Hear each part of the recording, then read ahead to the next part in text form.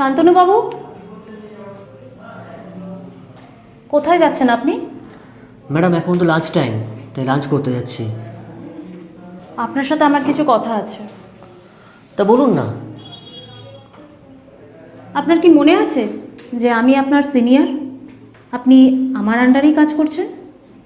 হ্যাঁ, অবশ্যই মনে আছে, কেন মনে থাকবে না। ও, তা কালকে আপনি একবারও আমার চেম্বারে এসে কোনো প্রজেক্ট রিপোর্ট নিয়ে আসলেন না কেন? ম্যাডাম, আপনি তো বলেছিলেন যে কোনো বিশেষ প্রয়োজন ছাড়া যেন আপনাকে ডিস্টার্ব না করা হয়। দেখুন, আমি আপনার সিনিয়র, তাই এখন থেকে প্রতিদিন চেম্বারে এসে আমার খবর নিয়ে যাবেন। এটা আপনার ডিউটির মধ্যেই পড়ে। আচ্ছা ম্যাডাম। আর এখন থেকে আমায় ম্যাডাম বলে ডাকবেন না। আচ্ছা ম্যাডাম। আবার ম্যাডাম? এখন থেকে আমায় মিস মনীষা বলে ডাকবেন।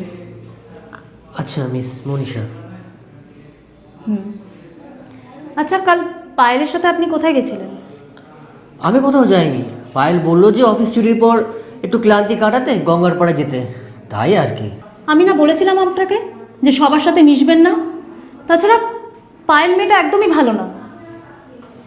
কে ভালো আর কে ভালো না সেটা জেনে আমি কি করব ম্যাডাম? এই হলো আপনাদের প্রবলেম। ওভার স্মার্ট মেয়ে দেখলেই মাথা ঠিক থাকে না, তাই না? কেন, দুনিয়াতে কি মেয়ের অভাব পড়েছে নাকি? না, দুনিয়াতে মেয়ের অভাব নেই, তবে ভালো মেয়ের অভাব আছে। তাছাড়া মাত্র 20,000 টাকা মাইনে পাওয়া ছেলেটার কাছে কোন মেয়ে আসবে বলুন? সব মেয়ে কি আর এক হয় নাকি? তা এমন মেয়ে কোথায় পাবো বলুন? খুঁজুন, ভালো করে খুঁজুন, হয়তো আশেপাশেই পেয়ে যেতে পারেন। আর খুঁজে না পেলে কি যার তার গলায় ঝুলে পড়বেন? আমি পায়েলের গলায় ঝুলে পড়েছিলাম? আপনি না ঝুলে পড়লো, পায়েল যখন তখন আপনার গলায় ঝুলে পড়তেই পারে। বারে, কেউ যদি আমার গলায় ঝুলে পড়ে আমি তাকে ঝুলতে দেব? তার কি মানে আছে নাকি?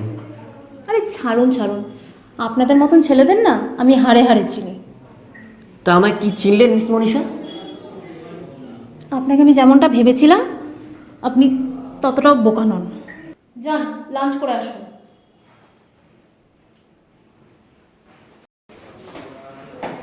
যা বাবা, কি যে বলতে চাইলো আমি কিছুই বুঝতে পারলাম না।